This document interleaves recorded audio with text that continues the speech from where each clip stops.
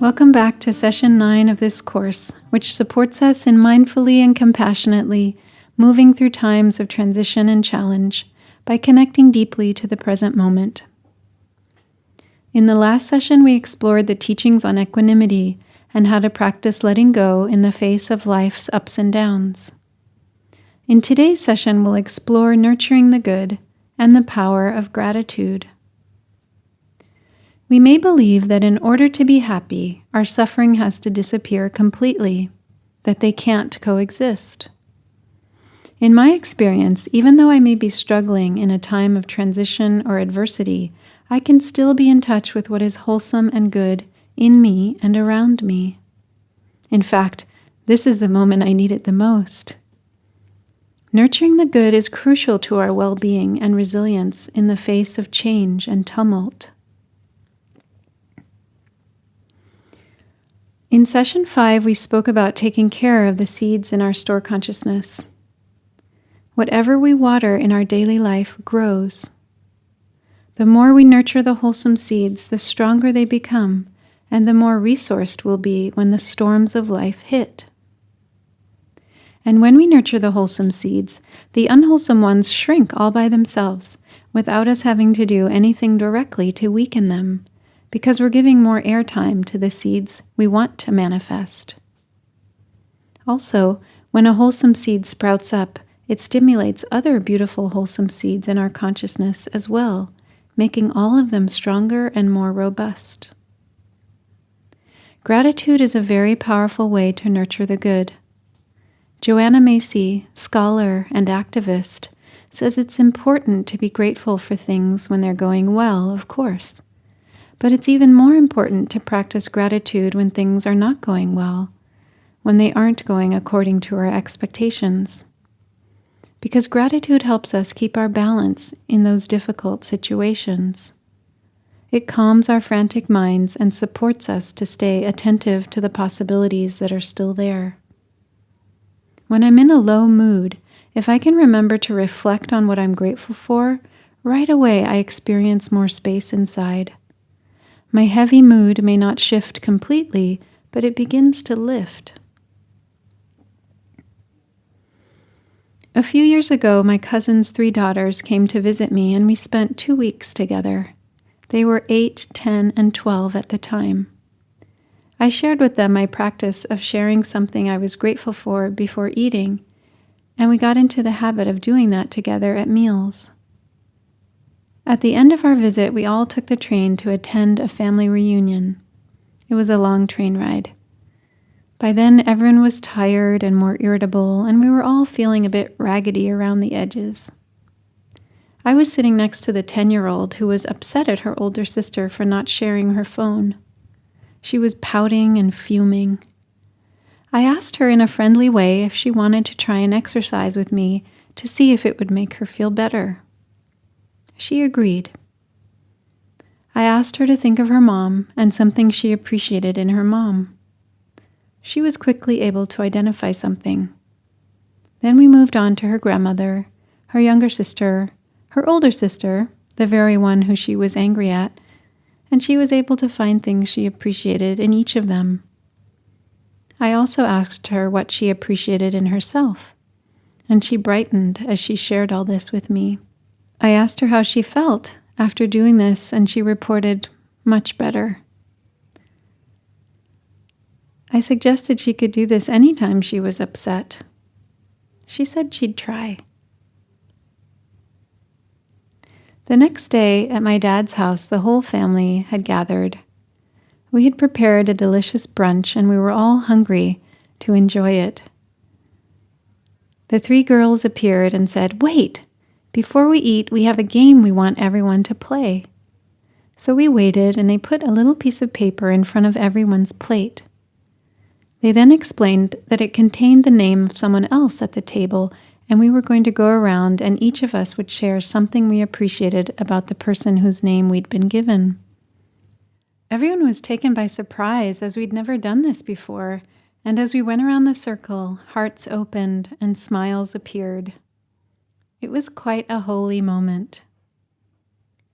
Meister Eckhart, the 13th century Trappist monk and mystic, writes, "If the only prayer you ever say in your entire life is thank you, it will be enough." Another time I was offering a retreat for young people in Berlin, and the following weekend I was to offer a retreat for artists.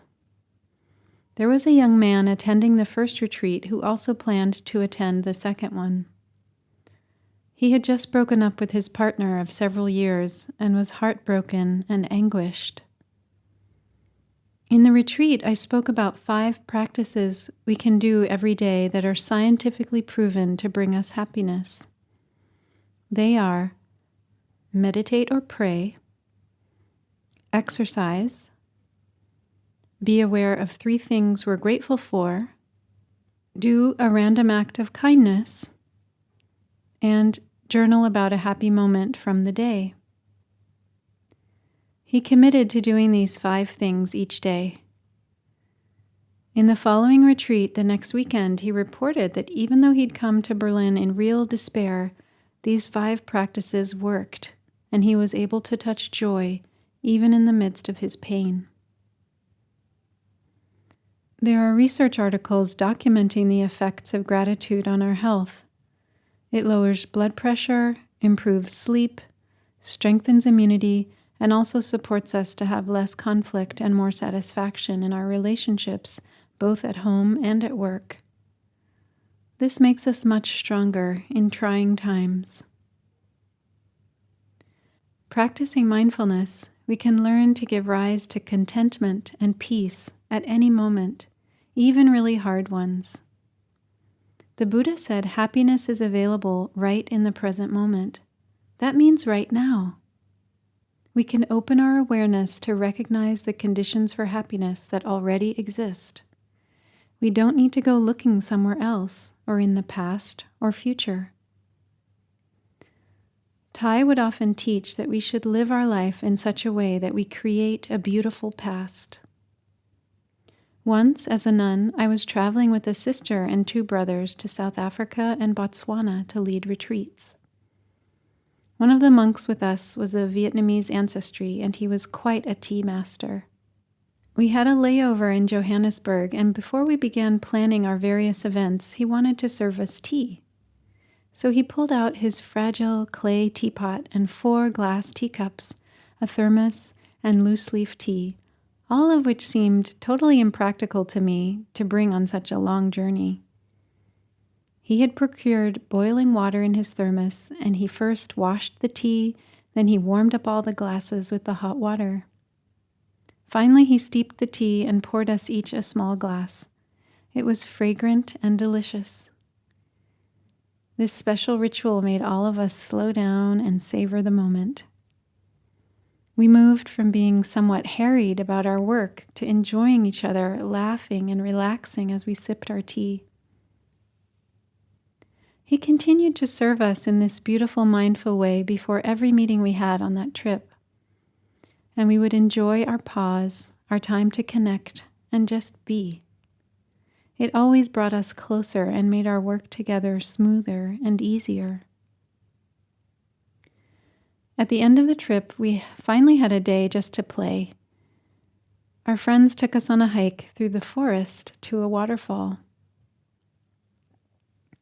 It was beautiful. We swam across the forest pool as we wanted to climb up the waterfall on the other side. I noticed this brother was swimming with only one hand as he was holding his bag on his head with the other hand. I couldn't imagine why. We swam across and made our way up the huge boulders right up to the top of the waterfall. We sat down on a large rock where the water began its descent, and we could see all around. And suddenly out came the clay teapot, the glass teacups, the tea, and a thermos of boiling water. I was amazed. I felt so honored. It was like being royalty, being served tea in such a magnificent place. Remembering this story always brings a smile to my face. So we can all do this even in times of hardship and transition. we can look for ways to bring joy and delight to ourselves and others so that we create a beautiful past.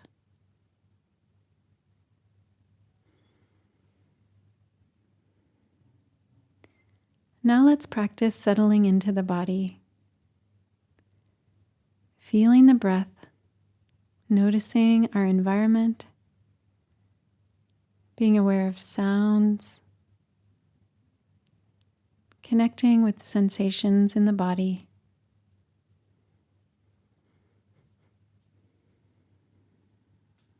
Opening to what's here in the body and mind with acceptance and kindness.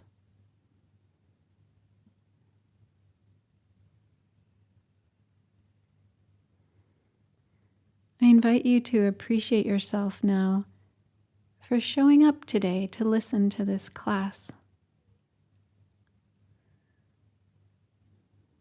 Something in you is energetic and motivated to grow and deepen. It cares about your own inner life, your own happiness. Feel the goodness of this impulse in you that brought you to practice in the first place. A kind of faith in yourself and your own inherent goodness.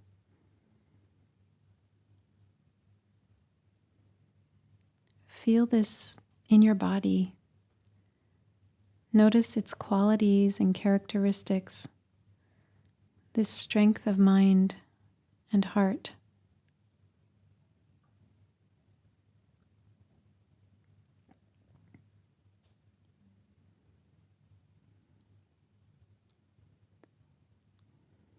Open to it and let it grow in you.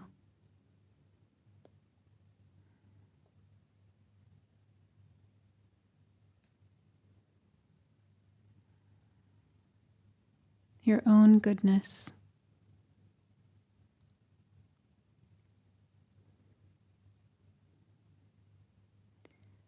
Anchor it in a part of your body that resonates with this.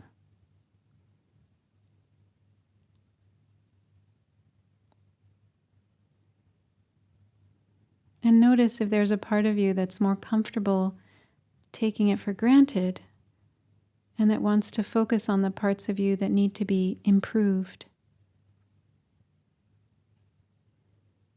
Notice if there's any resistance to allowing in the good. And if there is, see if you can give it space to shine just now.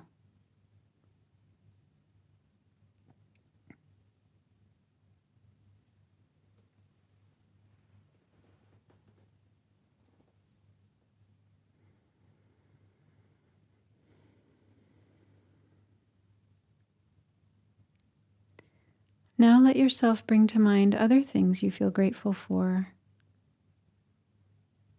How your body is still functioning right now.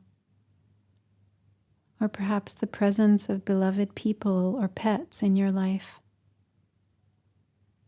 Or someone who's been supportive of you.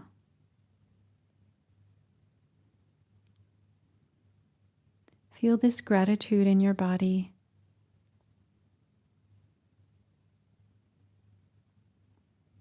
Let yourself be nurtured, strengthened by it.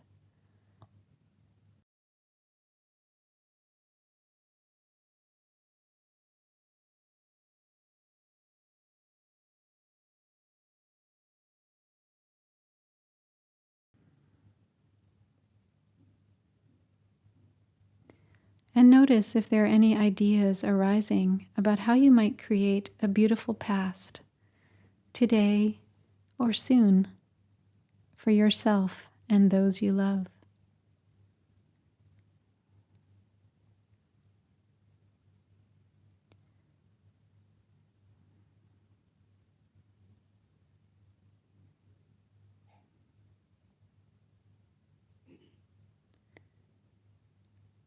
In the midst of winter, I finally learned that there was in me an invincible summer. Albert Camus. In this 9th session, we've explored nurturing the good and the power of gratitude, especially in difficult times. In the next and final session, we'll call up the courage and confidence we need to move forward in times of difficulty and